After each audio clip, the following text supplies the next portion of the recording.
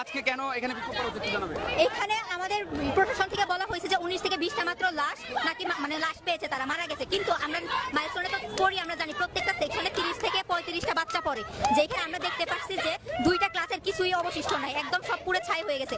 ওইখানে পিছনের জানালা দিয়ে আমরা নিজের চোখে দেখেছি যে বাচ্চাগুলো যেভাবে চেয়ারে বসা ছিল সেম ভাবে ওরা বসে ছাই হয়ে গেছে পুরো গাছে। প্লাস এটা গেল, প্লাস রাত 1:30 থেকে 2টার দিকে অ্যাম্বুলেন্স কলেজের ভিতরে ঢুকছে। এখানকার ঘটনা একটু বর্ণনা দিবেন। মারা গেছে, আমরা ফ্রেন্ড সার্কেল মিলে 50+ লাশ বের করছি। টোটাল মারা গেছে 150+। নিউজ করে 20 জন ফাইজলিমি পাইছেরা লাশ গুম করে রাত্রে। আমরা কালকে পরীক্ষা ছিল, আজকে পরীক্ষা স্থগিত করা হয়েছে। আমরা পরীক্ষার পর রওনা করে কালকে রাত 2:30টার সময় বের হয়ে গেছি। এটা কি ফাইজলিমি? আর কি শুনতে চান? কোথায় 200, কোথায় 200, কোথায় 20?